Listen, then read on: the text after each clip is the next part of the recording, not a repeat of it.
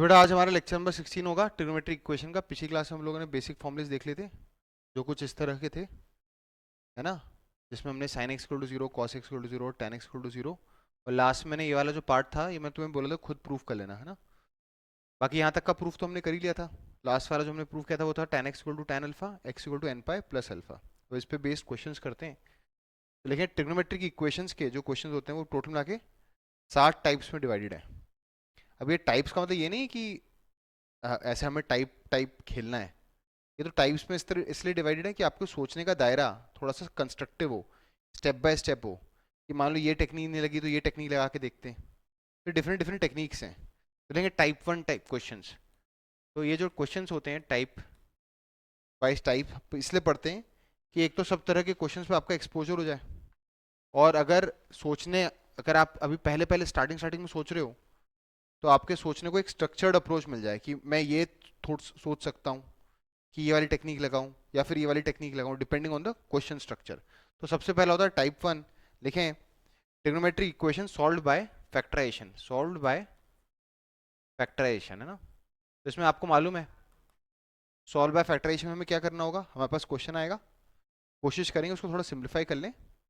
Simplify करने का तरीका क्या होगा, थोड़ा बहुत वैरायटी को रिड्यूस करेंगे और उसके बाद वो फैक्टराइज हो जाएगा, और फैक्टराइज होने के बाद उसका फिर हम सोल्यूशन निकालेंगे। अभी सबके जनरल सोल्यूशन निकालेंगे। मैंने बताया था पिछली क्लास में कि जनरल सोल्यूशन जेई में आजकल जनरल सोल्यूशन लिखने को नहीं आता। वो आपको एक इंटरवल देते हैं और इस इंटरवल में पूछते हैं कि बताओ कि हमारे कितने सोल्यूशंस होंगे या कौन कौन से सोल्यूशंस होंगे। तो सबसे पहला जो क्वेश्चन है, लिखें क्वेश्चन नंबर 1, सब है सॉल्व फॉर एक्स। इसमें दो क्वेश्चंस कर लेते हैं। पहला क्वेश्चन है, लिखें पहला है 2 cos x minus sine x into 1 plus sine x is equal to cos square x. पहला क्वेश्चन ये है। दूसरा भी लिख लें।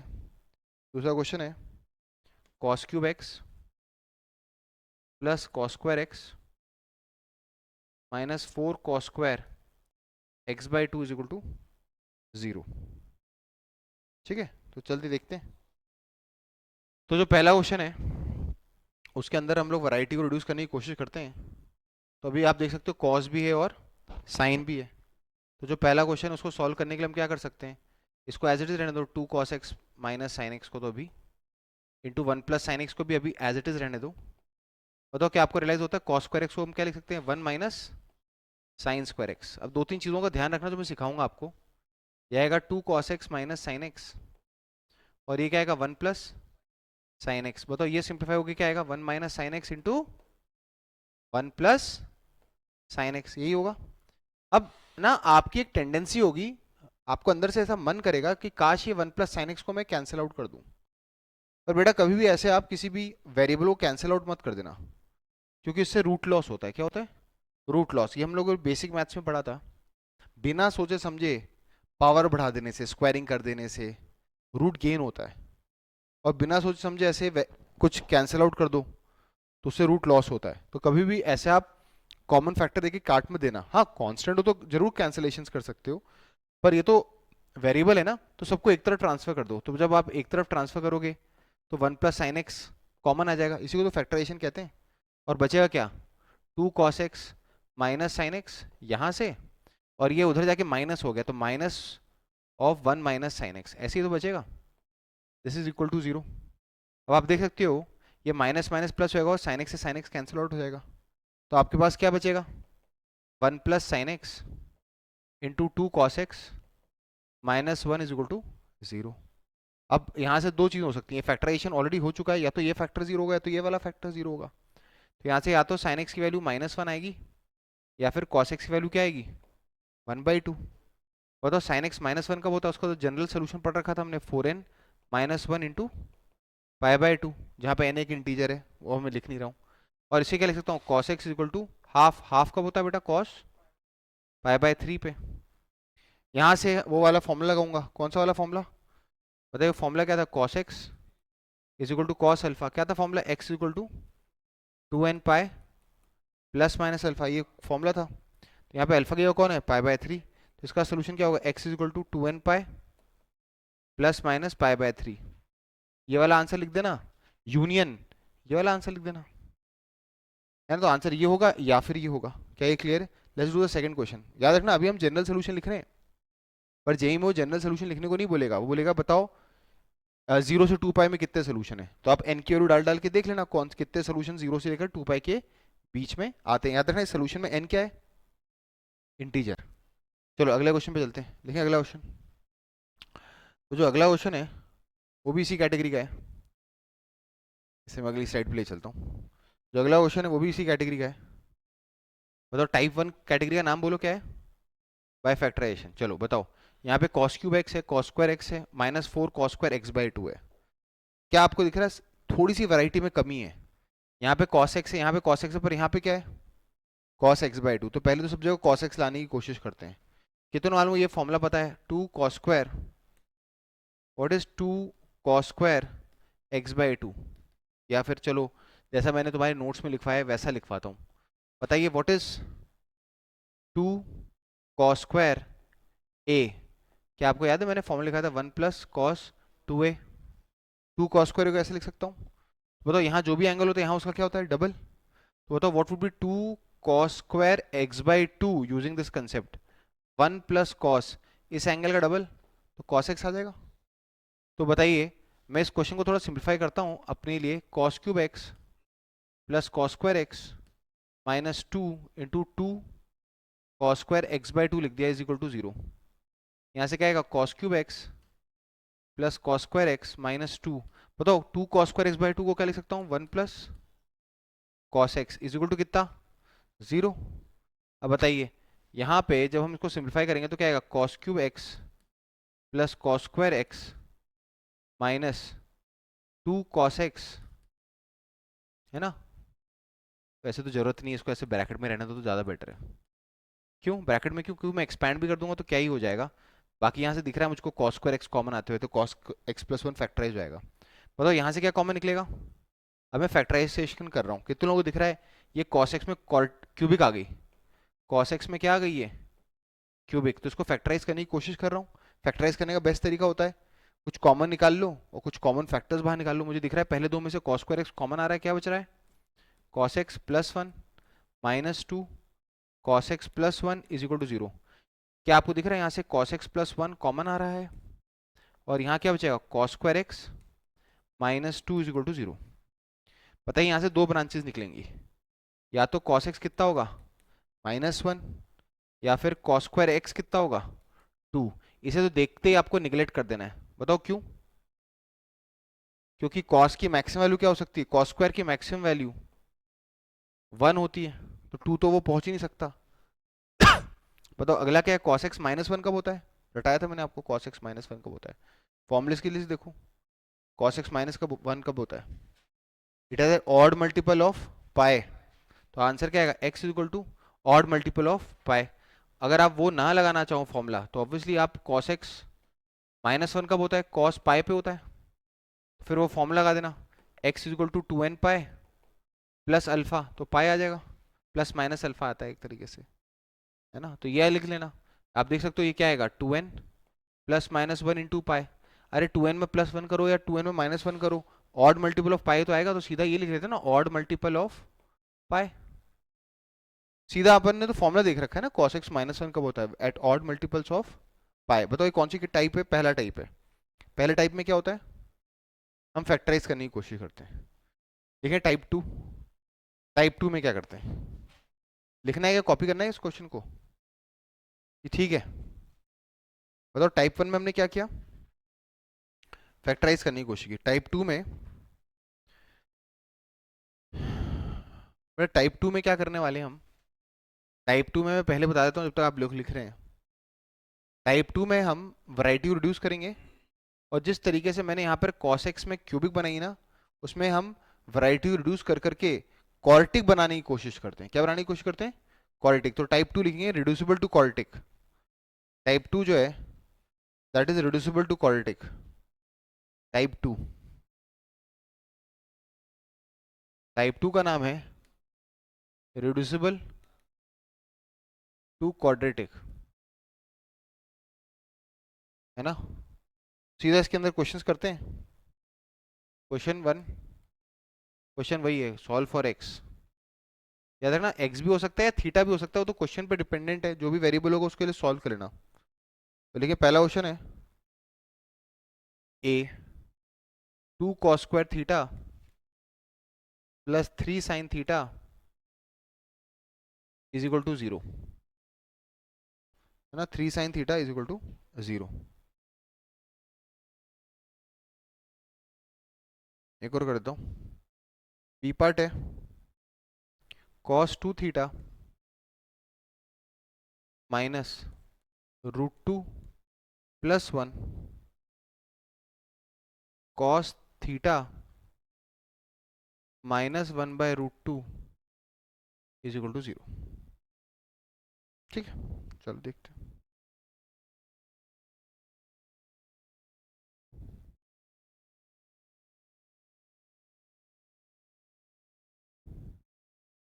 तो सबसे पहला क्वेश्चन अटेम्प्ट करते हैं। पहले वाले क्वेश्चन में आप देख सकते हो यहाँ पे दो तरह के ट्रिग्नोमेट्रिक रेशियोज हैं। कौन कौन से हैं बेटा? कॉस भी और साइन भी है। बेटा साइन को कॉस में कन्वर्ट करना मुश्किल है, पर कॉस स्क्वायर को साइन स्क्वायर में कन्वर्ट करना तो आसान है। तो सबसे पहला काम क्या करेंगे, वैरायटी को रिड्यूस करेंगे। तो क्या उसको क्या लिख सकता हूँ, 2 1 - sin² theta plus 3 sin theta is equal to 0। क्या आएगा, 2 - 2 sin² theta plus 3 sin theta is equal to 0।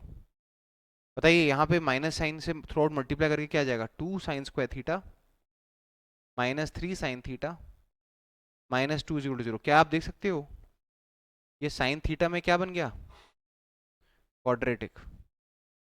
ये साइन थीटा में क्वाड्रेटिक बन गया। अब बताओ इसको क्या करें, स्प्लिटिंग द मिड टर्म कर लेते हैं। और 2 × 2 4, 4 को कैसे स्प्लिट करें, 3 आए। इसको तो कुछ नहीं करना, 2 sin² theta minus 4 sin theta plus sin theta -2 is equal to 0। बताओ यहाँ से क्या कॉमन निकल रहा है, 2 sin थीटा कॉमन निकल रहा है, और अंदर क्या बच रहा है, sin थीटा -2, और यहाँ से 1 कॉमन निकल रहा है, क्या बचेगा, sin थीटा। क्या आपको रियलाइज होता है इस फॉर्मूले का, इस फॉर्म का नाम हमने रिड्यूसिबल टू क्वाड्रेटिक क्यों रखा है? हम क्वाड्रेटिक में उसको कन्वर्ट करने की कोशिश कर रहे हैं। यहाँ से हमारे पास क्या आएगा, 2 sin theta +1 into sin theta -2 is equal to 0।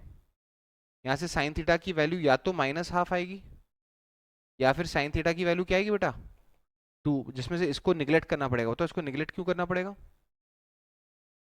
क्योंकि sin थीटा की मैक्सिमम वैल्यू क्या होती है, 1। तो जो चीज़ मैक्सिमम 1 हो सकता है उसके बारे में तो हम यही कह सकते हैं कि भाई वो 2 तो पहुंच नहीं सकता। बताओ यहाँ से क्या आएगा, यहाँ से आएगा sin theta is equal to -½ बताओ -½ कब होता है, पिछली क्लास में बताया था मैंने, -½ -π/6 पे। बताइए कौन सा फॉर्मूला लगाएंगे, sin x is equal to sin alpha, क्या आएगा, nπ plus -1/n into alpha, alpha क्या क्या आएगा, -π/6। तो बताओ थीटा का जनरल सोल्यूशन क्या आएगा, nπ plus -1/n plus 1 into π/6। Please लिख लें इसको।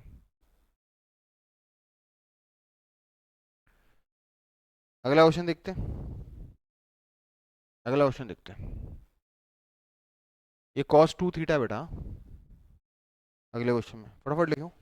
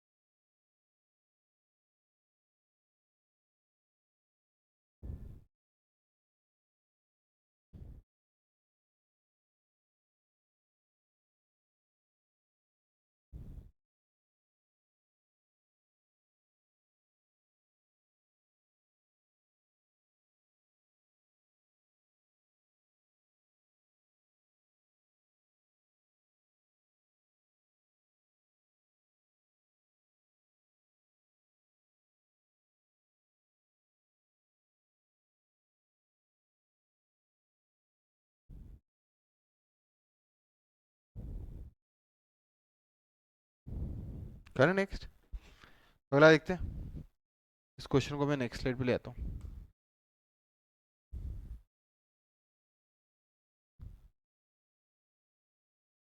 हम्म,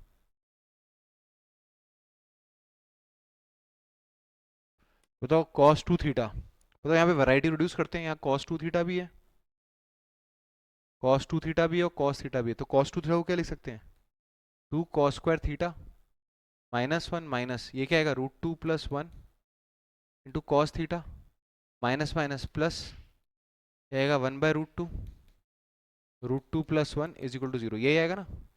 बताइए यहाँ से क्या आएगा 2 cos square theta minus one, इसका तो कुछ कर नहीं सकते, माइनस इसी में रहने √2 + 1 cos थीटा, कि तो लग रहा है ये क्या आएगा +1 + 1/√2, ये एक ही स्टेप में कर देना चाहिए था। चलो एनीवेज 1 से 1 कट जाएगा, एक काम करें √2 से थ्रू आउट मल्टीप्लाई कर देते हैं √2 से, तो क्या आएगा 2 √2 cos स्क्वायर थीटा, √2 से मल्टीप्लाई कर रहा हूँ, माइनस ये क्या आएगा 2 + √2 cos theta +1 is equal to 0। क्या आपको दिख रहा है ये cos थीटा में क्या बन गई है, cos थीटा में कॉर्टिक बन गई है।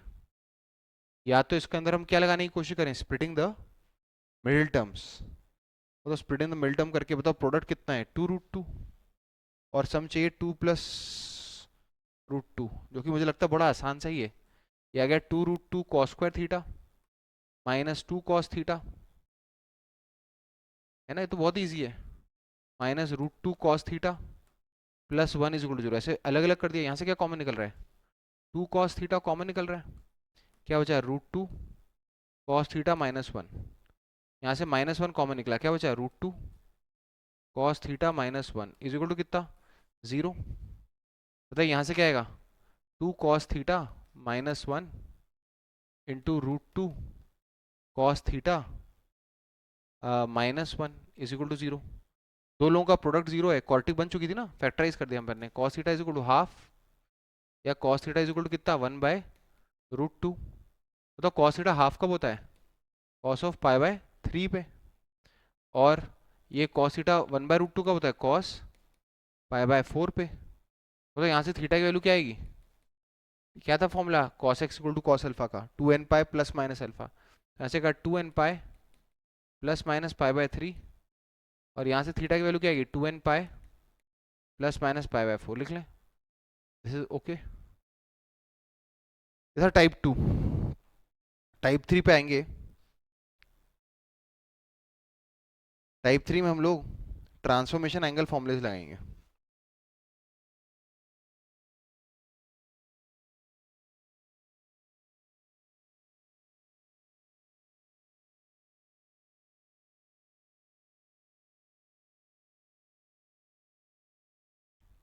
जल्दी देखो, टाइप 3 पे आते हैं। टाइप 3 और टाइप 4 दोनों ट्रांसफॉर्मेशन पे ही हैं। पहले में सम और डिफरेंस में टर्म्स होंगे, उनको प्रोडक्ट में चेंज करेंगे, और चौथे में प्रोडक्ट में टर्म्स होंगे, उनको सम और डिफरेंस में कन्वर्ट करेंगे।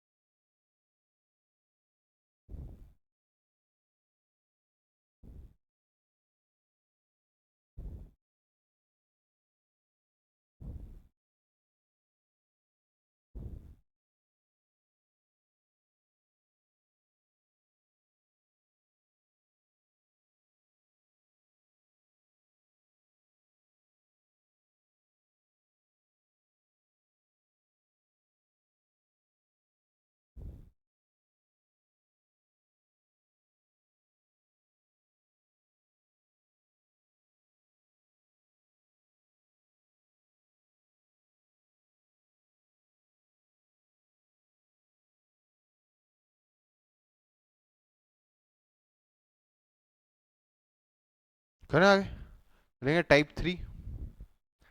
टाइप 3, टाइप 3 में आते हैं, लिखें यूजिंग ट्रांसफॉर्मेशन फॉर्मुलेस याद है? ट्रांसफॉर्मेशन फॉर्मुलेस कौन से होते थे? Sine C plus sine D, sine C minus sine D. Using transformation formulas to convert trigonometric ratios in sum और डिफरेंस. मतलब सम और डिफरेंस मतलब या तो एडिशन में होंगे या तो सम और डिफरेंस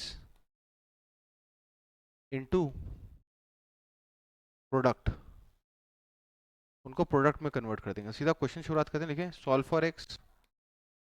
एक्स हो थीटा हो जो भी हो उसके लिए सॉल्व कर लेंगे. सॉल्व फॉर एक्स लिखें. पहला क्वेश्चन है cos x plus cos 3x, cos x plus cos 3x is equal to 2 cos 2x. और दूसरा है sine 7 theta is equal to sine 3 theta plus sine theta. ठीक है, देखते हैं क्या आता है.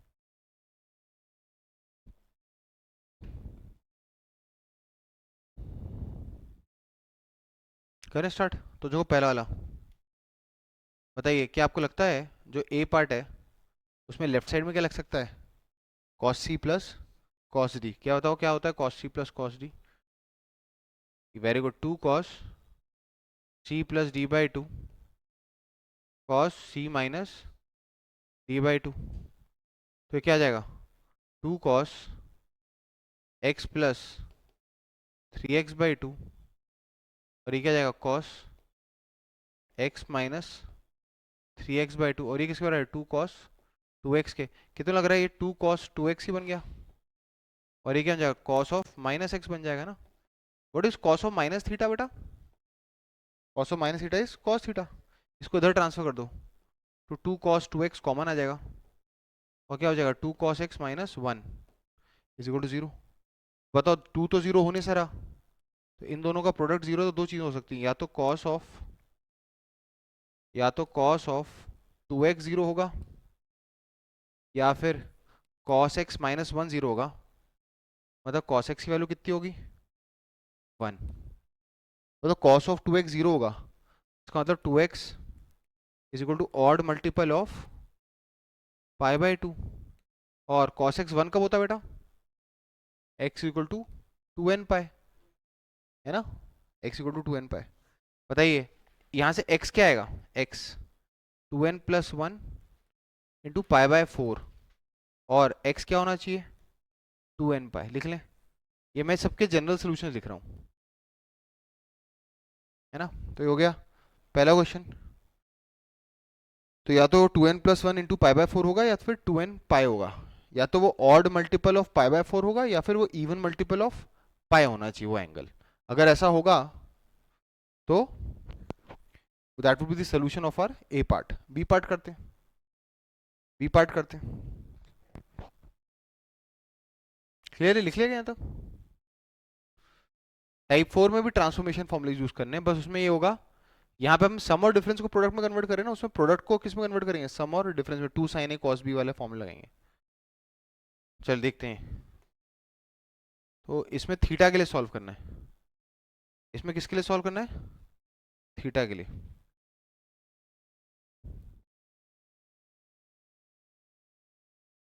तो इसमें थीटा के लिए सॉल्व करना है. बताइए क्या आएगा ये. वैसे मेरे को याद है मैंने जब ट्रांसफॉर्मेशन फॉर्मूले बताए थे तो मेरे को बोला था हमेशा पेयरिंग जो है ना एक्सट्रीम्स की क्या करो. तो वैसे तो transfer all terms to one side. सबसे बड़ा एंगल 7 थीटा है और सबसे छोटा एंगल थीटा है. तो ऐसे लिख लो तो चलेगा, तो ज़्यादा बेटर रहेगा. पेयरिंग इन दोनों की क्या करो. तो what is sine C minus sine D? 2 cos c plus D. 7 theta plus theta by 2 4 theta आएगा into sine c minus D से 7 थीटा माइनस 3 थीटा. 3 थीटा आ गया ना बेटा. Minus sine 3 theta is equal to 0. बताओ आपको दिख रहा है यहाँ से साइन 3 थीटा कॉमन आ रहा है. तो बचा क्या? 2 cos 4 theta minus 1 is equal to 0. बताओ यहाँ से या तो साइन 3 थीटा 0 होगा या फिर cos 4 थीटा की वैल्यू किसके बराबर आएगी बेटा? 1/2 के. लिख लें. या तो cos 4 थीटा की वैल्यू किसके बराबर आएगी? 1/2 के. पता sine of an angle zero कब होता है? जब that angle is equal to n pi. तो यहाँ से थीटा की वैल्यू क्या आएगी? N pi by 3। और बताओ कॉस 4 थीटा हाफ कब होगा? जब कॉस पाई बाय 3 होगा, है ना? बताइए यहाँ से जनरलाइज सोल्यूशन करेंगे तो 4 थीटा इज इक्वल टू कितना? 2 n pi plus minus pi by 3। बताइए यहाँ से थीटा क्या आएगा? एन पाई बाय 2, 4 से डिवाइड कर रहा हूँ, प्लस माइनस पाई बाय 12। तो फाइनली हम आंसर क्या लिख सकते हैं? थीटा हमारा क्या हो सकता है? एन पाई बाय 3 के फॉर्म का हो सकता है, और किस फॉर्म का हो सकता है? N pi by 2 plus minus pi by 12 के फॉर्म का हो सकता है। और याद रखना एन एक इंटीजर है। लिख लें। फिर अगली कैटेगरी में चलते हैं, ठीक है? टाइप 4। इसके बाद टाइप 4 में चलते हैं।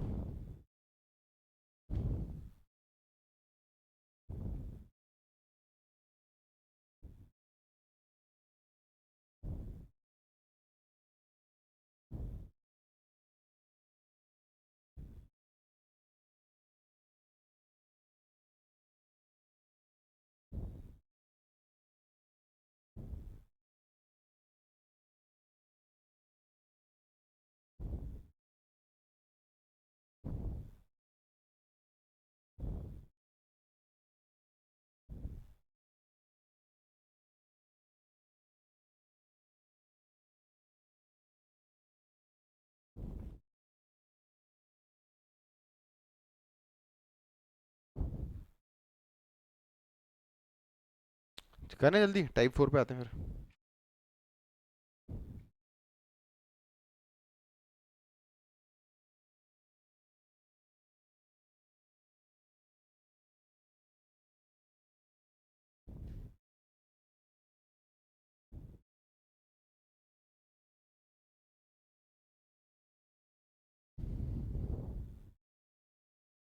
करें type 4।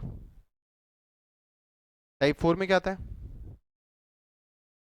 Type 4 using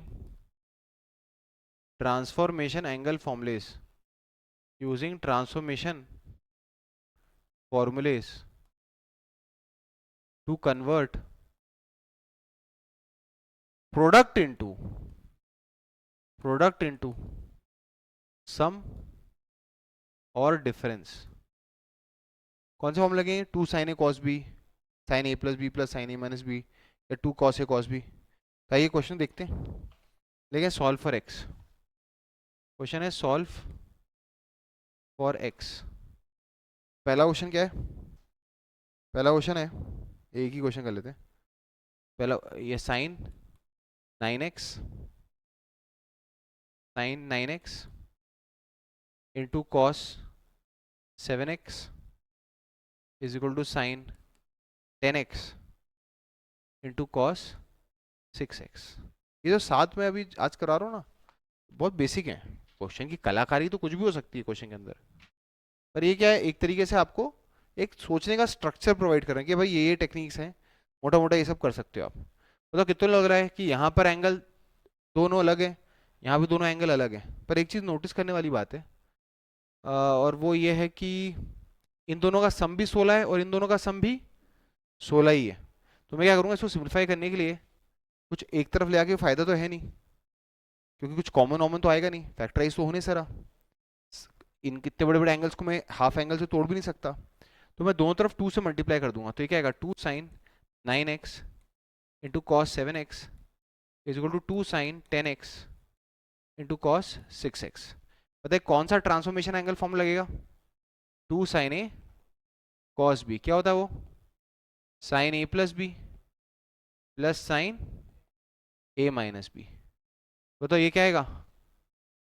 sign of A plus B, 9x plus 7x 16x plus sine of 9x minus 7x 2x। और ये क्या आएगा? Sine of 10x plus 16x 6x 10x sine 16x plus sine of 4x। बहुत बढ़िया।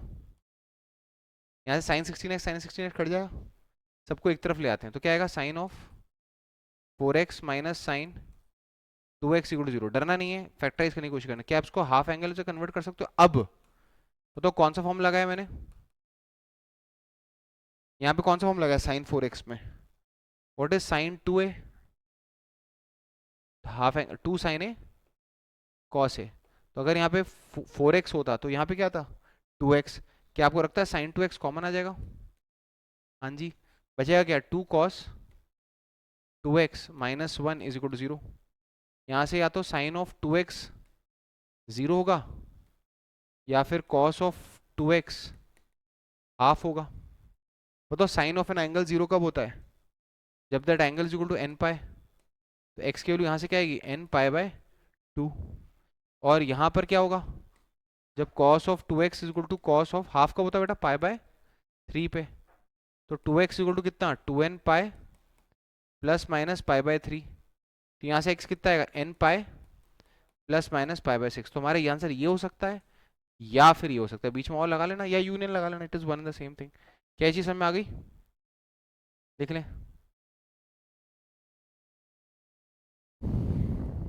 अगली category पे चलते हैं।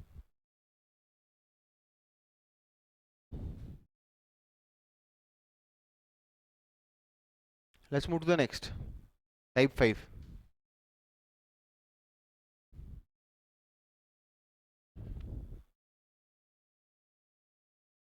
टाइप 5 में क्या करना है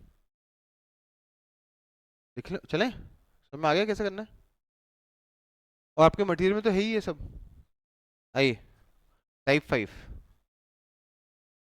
टाइप 5 टाइप 5 वो कहता है कि अगर मेरे पास कभी भी a sine x plus minus b cos x है, वो तो इसको सिंप्लीफाई करने के लिए क्या करना है? टू सिंप्लीफाई इसको क्या करना है? हम मल्टीप्लाई एंड डिवाइड कर देते हैं, याद है? We multiply and divide by under root of A square plus B square. ये चीज़ हम देख चुके हैं, हमने रेंज वाले क्वेश्चंस भी किए हुए हैं। तो आइए एक दो क्वेश्चंस करते हैं इसके ऊपर। देखिए सॉल्व फॉर एक्स। दो क्वेश्चन करवा देता हूँ इसमें। पहला क्वेश्चन है √3 cos x plus sine x is equal to 2, है ना? और B sine x plus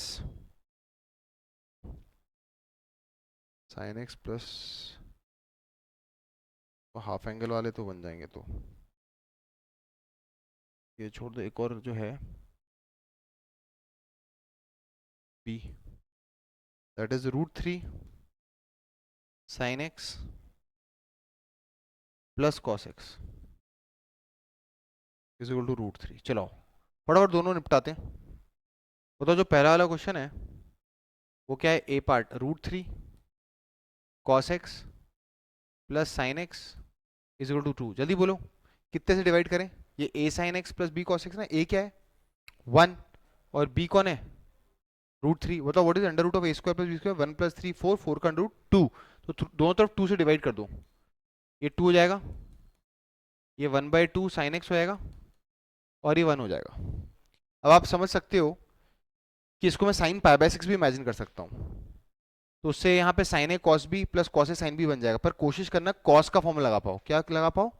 cos का। तो बताओ cos A cos B plus sine A sine B जानते हो ना? What is cos A cos B minus what is cos A cos B plus sine A sine B? Cos of A minus B. तो ये किसका cos होता है? Cos x को पहले लिखा, ये किसका कॉस होता है? पाई बाय 6 का। इसको व्हाट इज साइन एक्स में हाफ जो है वो किसका साइन होता है? पाई बाय 6 का। और ये 1 हो गया। पता है ये किस फॉर्मूले को याद दिला रहा है? Cos A cos B plus sine A sine B. हम कर चुके हैं इसके ऊपर, पूरा टॉपिक किया था हम लोगों ने कैसे इसको सिंप्लीफाई करते हैं। बताओ ये क्या बन जाएगा? Cos of x minus pi by 6 is equal to 1 1। बताइए कॉस ऑफ एन एंगल 1 कब होता है? बताया था मैंने आपको, जब वो कितना होता है even multiple of pi. From here what is x? It is 2n pi plus कितना बेटा? पाई बाय 6 लिख लें, वहां पर सोल्यूशन आ गया 2n pi plus pi by 6। ये हमारा सोल्यूशन हो गया। चलिए नेक्स्ट करते हैं बी। फटाफट करो इसी तरह से बी।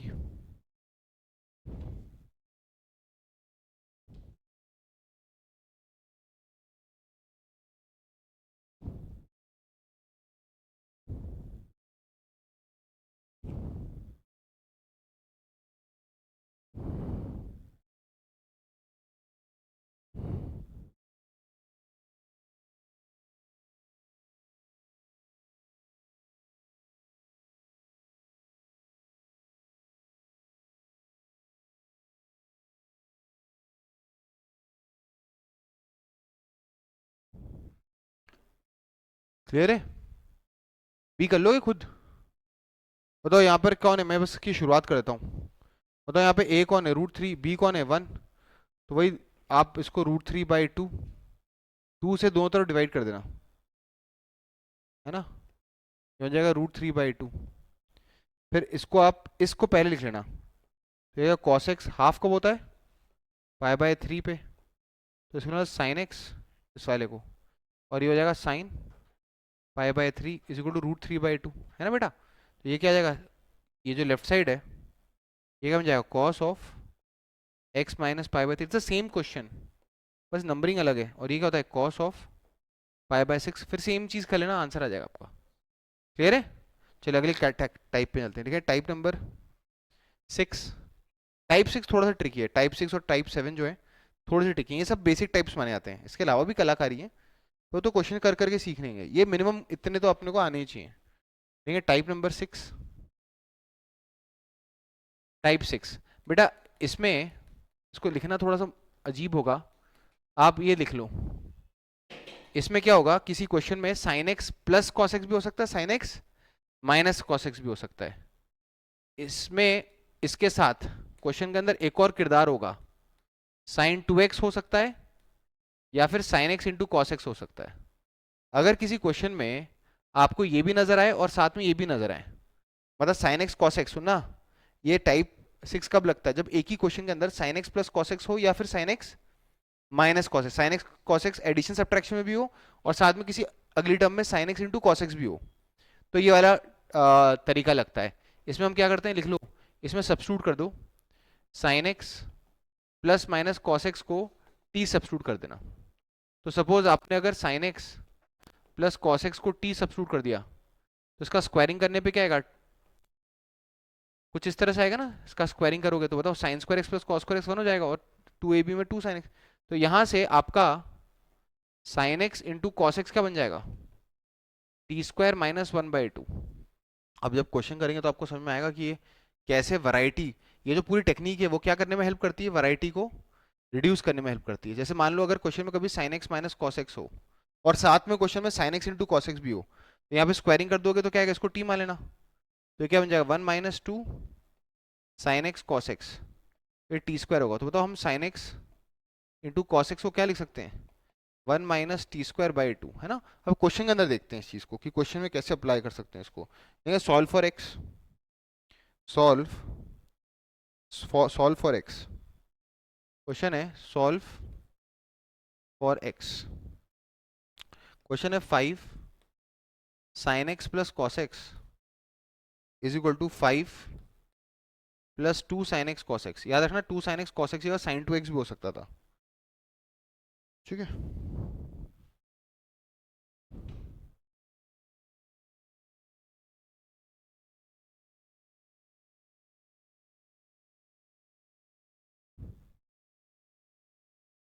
ठीक है, चलो इस क्वेश्चन को सॉल्व करते हैं, ठीक है। अब बताओ ये पिछले वाले से क्यों अलग है, A sine x plus B cos x देखकर मन तो कर रहा है कि इसको √2 से डिवाइड कर दूं, पर साथ में यहाँ पे sign x into cos x भी तो है। तो इस तरह के क्वेश्चन को कैसे अटेम्प्ट करते हैं, that is what this type teaches you, ठीक है। तो इसको अगली स्लाइड पे कर रहा हूँ, देखेंगे कैसे सॉल्व करेंगे इसको। इसमें आप एक काम करो, वैरायटी को रिड्यूस करने के लिए, वैरायटी को रिड्यूस करने के लिए आप क्या करो, sign x plus cos x को टी लेट कर लो, लेट लेट मतलब अपन अज्यूम कर रहे हैं कि ये किसके बराबर है, टी के। तो बताओ ये जो इक्वेशन है किसमें कन्वर्ट हो जाएगी, ये तो बन जाएगा 5t is equal to 5 plus, अब इसका क्या करें sign x into cos x का, तो आपको मालूम चाहिए इसका स्क्वायरिंग कर दो, तो इसको स्क्वायर करोगे तो क्या आएगा, sine square x plus cos square x. ये बताता है कि आपको याद रखना है कि इसके स्क्वायरिंग में sine square x plus cos square x तो 1 हो जाएगा, और जो 2ab वाली टर्म आएगी, 2ab वाली टर्म वो 2 साइन एक्स कॉस एक्स बन जाएगी, तो क्या आएगा +2 sine x cos x is equal to t²। ये चीज़ तो 1 हो गई ना। तो बताओ what is 2 sine x cos x, जो कि इत्तेफाक से क्वेश्चन में तो क्या एकदम तमीज से लिखा हुआ है, नहीं तो साइन 2x भी लिख सकता था मैं। बताओ 2 साइन एक्स कॉस एक्स क्या आएगा, t² -1। तो जब आप ये सब्स्टिट्यूट करते हो तो ये क्या बन जाएगा, t² -1। बताओ यहाँ पे t कौन है, इस एक्सप्रेशन में t कौन है, sign x plus cos x. क्या आपको दिख रहा है ये t में क्या बन चुकी है, क्वाड्रेटिक। तो क्योंकि ये टी में कॉर्टिक बन गई तो उसको कॉर्टिक की तरह सॉल्व कर लेते हैं। तो क्या आएगा, t square minus 5t, t square minus 5t plus 4 is equal to 0। यहाँ से क्या आएगा, t minus 4 into t minus 1 is equal to 0। मतलब टी की वैल्यू क्या आएगी, 1 और 4। अब यहाँ से दो ब्रांचेज निकलेंगे, बताओ टी है कौन, sine x plus cos x. तो पहला ब्रांच निकलेगा ये sine x plus cos x is equal to 1, और दूसरा ब्रांच क्या निकलेगा, sine x plus cos x equal to 4। अब मुझे रीजन बताना है, इस ब्रांच को हम निगलेक्ट करेंगे, बताओ क्यों। मैं रीजन बता रहा हूं, बताओ sign x plus cos x की मैक्सिमम वैल्यू क्या हो सकती है, याद है, √2। कैसे, अरे ए क्या है 1, बी क्या है 1, तो बता, याद है A sine x plus B cos x की मैक्सिमम वैल्यू क्या होती है, under root of A square plus B square. तो इसकी मैक्सिमम वैल्यू √2 हो सकती है और मिनिमम वैल्यू माइनस √2 हो सकती है। और ये तो 4 बोल रहा है, तो जिस चीज की मैक्सिमम वैल्यू √2 होती है वो 4 कैसे हो सकता है। तो इस वाले ब्रांच से एक भी नहीं आंसर आएगा, तो इस ब्रांच को हमने निगलेक्ट कर दिया, यहाँ से नो सोल्यूशन आएंगे। अब बताओ यहाँ पे क्या करेंगे, ये तो A sine x plus B cos x हो गया, पिछला वाला फॉर्म हो गया। तो यहाँ पे ए कौन है 1 और बी कौन है 1। What is under root of A square plus B square, √2। तो √2 से थ्रू आउट डिवाइड कर दो, तो क्या आएगा, sine x by √2 plus 1 by √2 cos x is equal to 1 by √2। मैं सिखा चुका हूँ, ये इसको सिंप्लीफाई कर लेना, ये बन जाएगा cos of x minus pi by 4। ये पिछली बार बता दिया मैंने, है ना। इसको कॉस पाई बाय 4 इमेजिन कर लेना, इसको साइन पाई बाय 4 इमेजिन कर देना, फिर कॉस से कॉस भी प्लस साइन ए साइन भी लग जाए, और ये कितना है, कॉस पाई बाय 4। ठीक है, अब इस ब्रांच को आगे कैसे बढ़ाएंगे, यहाँ से x माइनस पाई बाय 4 की वैल्यू क्या होगी, 2n pi plus minus pi by 4। बताओ दो ब्रांचेस निकलेंगी, एक ब्रांच क्या होगी, x is equal to 2n pi plus pi by 4, और वो उधर जाके प्लस पाई बाय 4 हो जाएगा। और दूसरी ब्रांच क्या होगी, x is equal to 2n pi minus pi by 4 plus pi by 4, ये दोनों कट जाएंगे। बताओ पहली ब्रांच से आंसर क्या आएगा, या तो x 2n pi plus pi by 2 के जैसा होगा, या तो x 2n पाई के जैसा होगा। क्या ये चीज समझ में आ गई। तो ये हो गया हमारा टाइप नंबर 6। तो now we come to the last type and that is type 7। अब ये थोड़ा ट्रिकी है, इसमें मैं सिर्फ एक क्वेश्चन करवा देता हूँ, और इसके ऊपर हम लोग और डिटेल डिस्कशन अगले लेक्चर में लेंगे, जहाँ पे हम लोग मिसलिनियस डिस्कशंस करेंगे। मिसलिनियस मतलब कुछ ऐसे डिस्कशन है ट्रिग्नोमेट्री में जो हम अभी तक किसी थ्योरी के अंदर या किसी थ्योरी का पार्ट नहीं बना पाए हैं। जब आपको ओवरऑल सारे फॉर्मुलेज आ जाते हैं, चीज़ों को एनालाइज करना आ जाता है, ग्राफ आ जाता है, तो हम कई सारे क्वेश्चन को एकदम मैक्रो लेवल पे देखते हैं, तब जाकर इस तरह के क्वेश्चन होते हैं। टाइप 7 थोड़ा सा ट्रिकी है, तो लिख लें टाइप नंबर 7, टाइप 7, है ना। टाइप 7 कहता है solving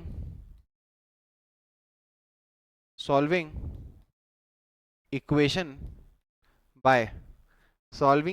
by using boundary of sine x and cos x. इसका क्या मतलब है, बताओ साइन एक्स की मैक्सिमम वैल्यू क्या हो सकती है 1, और मिनिमम वैल्यू क्या हो सकती है -1। बताओ कॉस एक्स की मैक्सिमम वैल्यू क्या हो सकती है 1, और मिनिमम वैल्यू क्या हो सकती है -1। उस चीज को यूज करेंगे। अभी एक ही क्वेश्चन करा रहा हूँ जस्ट टू टेल यू कि किस तरह से इसके ऊपर क्वेश्चन बनते हैं, है ना। तो लेंगे सॉल्व, क्वेश्चन है cos x की पावर 50, सॉल्व cos x की पावर 50 माइनस साइन एक्स की पावर 50 इज इक्वल टू 1। ठीक है ना, एक और करा दूंगा, जल्दी से इसको डिस्कस करते हैं, एक और करा दूंगा। ठीक, करें स्टार्ट। अब बताइए, अपने पास है दिस, क्या इसको मैं ऐसे लिख सकता हूँ, ऑब्वियसली इसको इसमें वैरायटी रिड्यूस करना तो बड़ा मुश्किल है, क्या मैं इसको इस तरह लिख सकता हूँ। अब सोच के बताओ, इसको एनालाइज करो, थोड़ा डिटेक्टिव की तरह सोचो, इन्फ्रेंस ड्रॉ करो। बेटा साइन की इवन पावर है, क्योंकि ये साइन की इवन पावर है, मतलब ये टर्म 0 या 0 से बड़ी होगी। बताओ, क्योंकि ये टर्म 0 या 0 से बड़ी होगी, तो कितने लोग इस बात से सहमत है कि जो मेरा राइट हैंड साइड है उसमें जो भी मेरा एक्सप्रेशन है वो पक्का 1 या 1 से बड़ा होगा। अरे 1 ऐड कर रहा हूँ ना, ये क्वांटिटी 1 तो है ही, साथ में ये क्वांटिटी 0 या 0 से बड़ी क्वांटिटी है, तो क्या आपको रियलाइज होता है राइट हैंड साइड 1 या 1 से बड़ा ही है। जबकि लेफ्ट हैंड साइड को देखो, लेफ्ट हैंड साइड में कॉस की इवन पावर है, होगा तो पॉजिटिव, पर कितना मालूम है लेफ्ट हैंड साइड की वैल्यू मैक्सिमम कितनी हो सकती है 1, क्योंकि कॉस मैक्सिमम क्या दे सकता है वैल्यू 1, और 1 की पावर 50 मैक्सिमम कितना हो सकता है 50, मतलब लेफ्ट हैंड साइड हमेशा 1 या 1 से छोटा होगा, जबकि राइट हैंड साइड हमेशा 1 या 1 से बड़ा होगा। पर लेकिन कोई मुझे चिल्ला चिल्ला के बोल रहा है नहीं इन्हें बराबर करना है, बराबर करना है, बराबर करना है।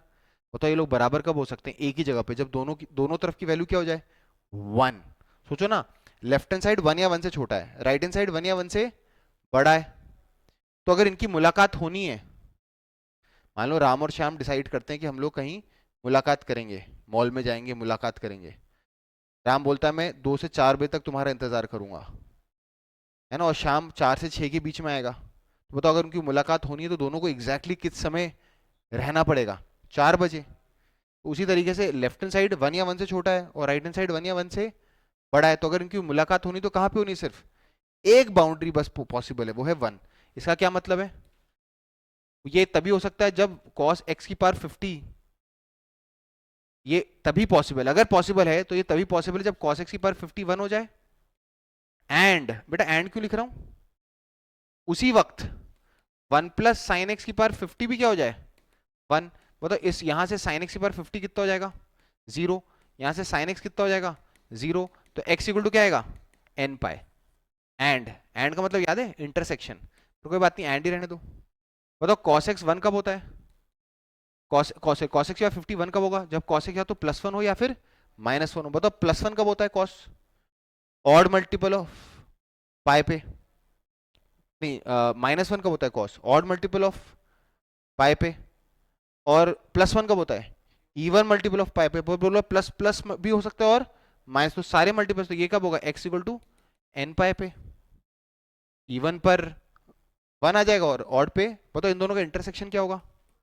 x equal to n pi. एक क्वेश्चन और देख लो and then I will end the discussion. मान लो तुमसे कोई कह रहा है सॉल्व फॉर x, और तुमको क्या है दे e की power sine x plus 1 upon E की power sine x is equal to 2। अब अच्छी बात है, ऐसा एक क्वेश्चन अभी अपन ने थोड़े समय पहले किया भी था, वहां पे यहाँ पे 4 लिखा हुआ था। मानता हूं मैं, आप भी जानते हो ना e की पावर साइन एक्स को t माना था अपन ने उस क्वेश्चन में, आज ही के लेक्चर में गया था। पर मैं इसको अभी देखना, यहाँ पे 4 नहीं यहाँ 2 है, ध्यान देखना मैं क्या बोलने वाला हूँ। इसको देखो राइट साइड को, कितना, सॉरी लेफ्ट साइड को, कितना मालूम है? मैंने तुम्हें पढ़ाया था am is always greater than equal to gm। तो दो लोगों का सम हमेशा रूट ए बी से बड़ा होगा ना, दो लोगों का am हमेशा उनके gm से बड़ा होगा। क्या आपको याद है मैंने पढ़ाया था ये एक्सप्रेशन तभी लगाते हैं जब हमारे पास पॉजिटिव नंबर्स होते हैं। क्या आपको याद है? Exponential is always positive. तो बताओ अगर मैं a की जगह e की पावर साइन एक्स लिख दूं और b की जगह e की पावर माइनस साइन एक्स लिख दूं, जो कि 1 अपॉन इसका जो am होगा वो हमेशा इनके gm से तो बड़ा होगा ही होगा। बताओ ये दोनों एक दूसरे के रेसिप्रोकल हैं, तो कट के 1 आ जाएगा और हमारे पास एक क्वांटिटी आ जाएगी e की power sine x plus 1 upon E की पावर साइन एक्स, हमेशा 2 या 2 से बड़ा ही होगा।